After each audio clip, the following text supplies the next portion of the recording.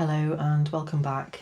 And today I'm going to talk about something that feels really important right now again. And it's particularly important for those who are sensitive, empathic, and very much aware and sensitive to energy and energetic shifts and energetic changes. Maybe you hear energy, frequency. Maybe you're just very in tune with when things feel a bit off or different in your body, or when you're with different people, etc. And again, this is coming back to that there's a lot happening in the world at the moment.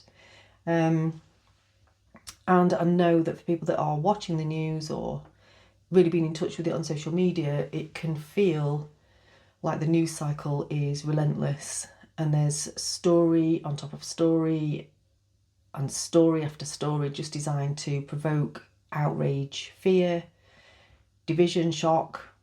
And when you step back and really observe it, the energy around it all can feel totally chaotic. So I know I totally disengage because of the way that it makes me feel, and I have done for many, many years now. And I'm not saying at this point that the things in the world aren't real or that suffering isn't happening and doesn't exist, but of course it does, and I'm not belittling any of that at all.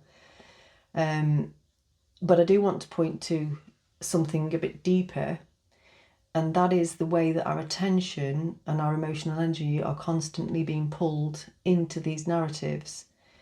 And if you're empathic, especially, this can be just so incredibly draining for us.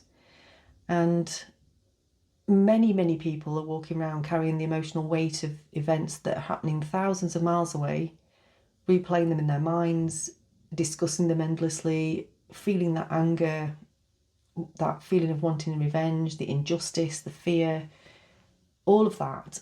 And it's kind of perpetuating it.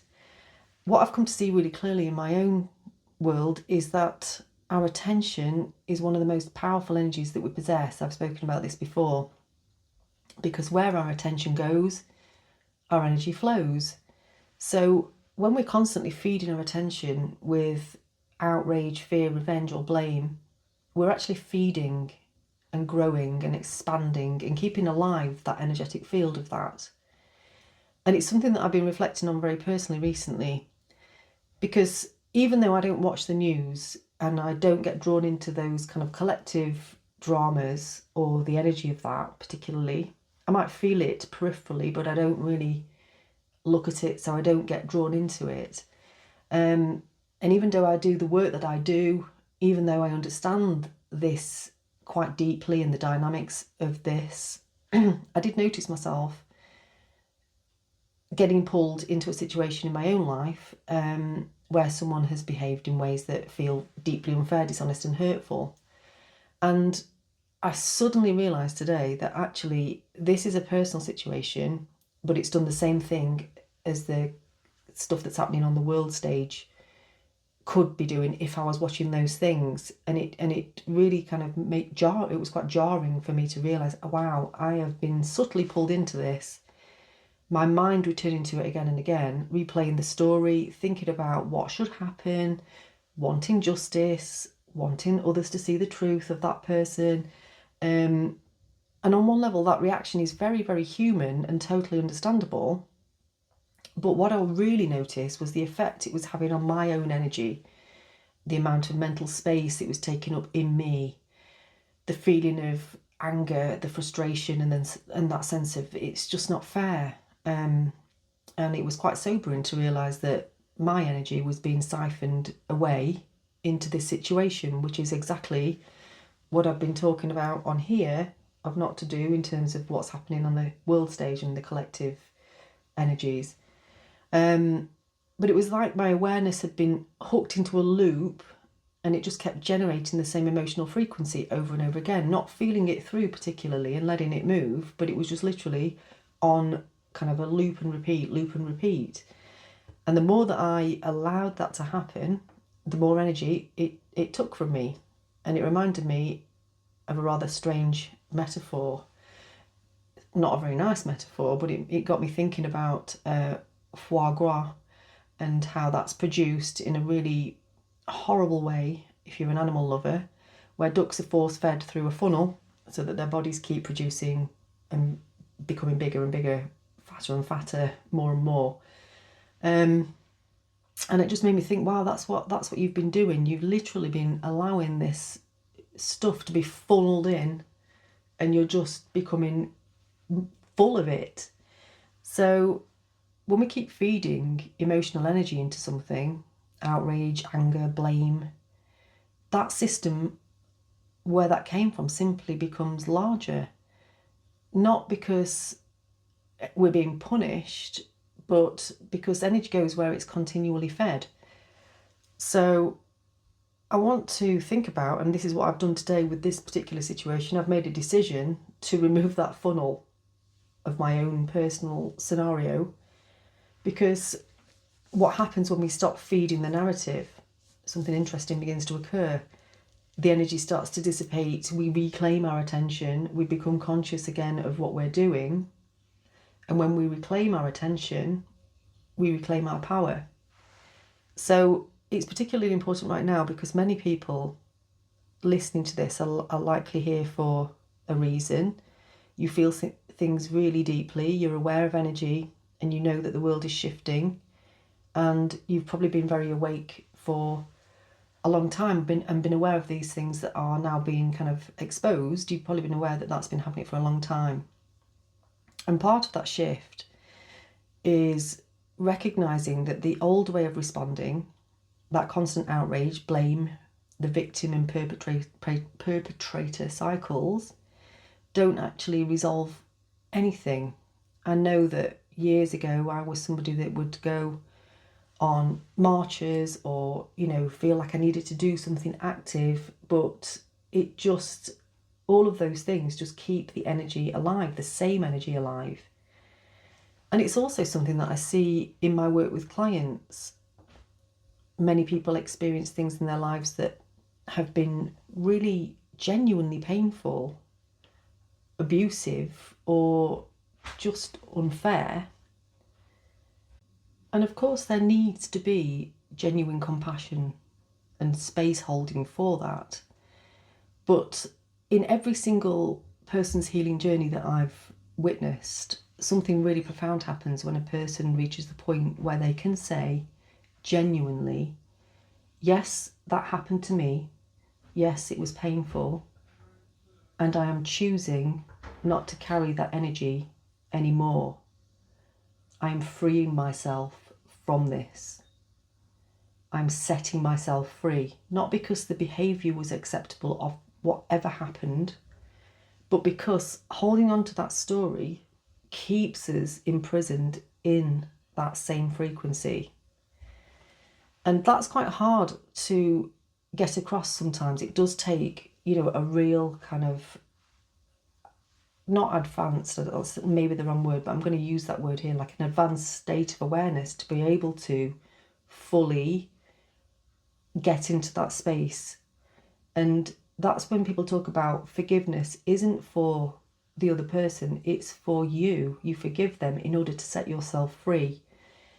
So when we can see that the person who hurt us was also operating from their own conditioning, their own trauma, their own unconscious beliefs, their own upbringing, something shifts. There comes a point where something does shift and we stop seeing them as the enemy that we have to consistently fight against.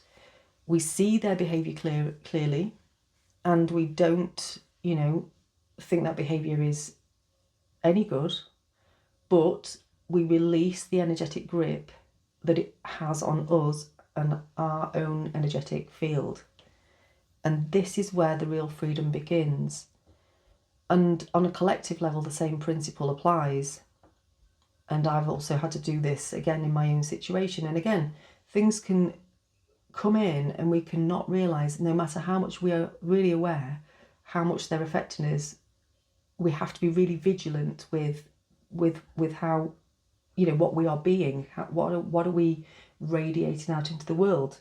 And I know that I had been radiating out anger and it's unfair and all of that kind of energy. I realised that and I hadn't actually seen it. It was subtle. It was subtle how it sneaked in. So right now, as we know, the world is really revealing many things that have happened in the shadows, really horrible, unthinkable things, lots of hideous behaviour that most of us cannot possibly imagine another human being being able to do. All of the distortions that have existed for a very, very long time are coming to the light, as I've spoken about time and time again. But our role at this moment is not to become reactive or more outraged or more divided. Our role is simply to become more conscious, to reclaim our sovereignty, to really tend to our own energy. And most people listening to this will have done a lot of healing work, so you will be at a stage where you are able to really be of a high frequency, and you will notice when you're not. You will notice what you are being when you are not your kind of consistent energy. So it's really important to really tend to that, because when we all shift internally and we're able to hold that frequency, our personal world begins to shift. And when enough people begin to do that, then collectively the larger world shifts as well, because everything is a reflection of what is happening within. So really disengaging from this constant stream of news, this outrage and drama, is not a selfish act at all. It's designed to get us drawn in, and it does it very well. And for all of us right now, it is an essential act of energetic hygiene. It just allows us to step out of that cycle of reaction, to really return to the present moment, which is the only moment that exists, and to focus on what we are being and what we are here to actually embody. So if you think of your awareness like sunlight, where you shine that light, things grow. And if it shines consistently on conflict, on outrage and injustice, this is the field that expands. But if we direct that light towards healing, creativity, compassion, sovereignty, the world that we want to see, something very different begins to grow. And it doesn't mean that we need to ignore the world. It just means we're responding from a place of clarity rather than reaction. And it's not passive. It might appear passive and it's like we're not doing anything, but actually we are doing something really powerful by doing this. We're making a decision and we're saying no to getting drawn into that, and we are holding our energy strong. So if you notice yourself getting pulled into a cycle, it could be a personal one or a world stage one, and you're feeling the anger, the blame, the endless analysis, just take that as a signal, take that as your cue to pause, take a breath, and bring your attention back to the present moment. And then consciously call your energy back from all those places that it's been siphoned off to. Because right now, this is the most powerful thing that we can all do for ourselves, for the world, and for every living thing on the planet. And that is to tend to your own frequency, to stand in your sovereignty, and to just really choose and be discerning of what and who you give your energy to, because this is where the real change begins. So I'm going to leave that video there. I hope that spoke to someone today. I'd love to hear your comments, and I will see you in the next one. Thank you for listening.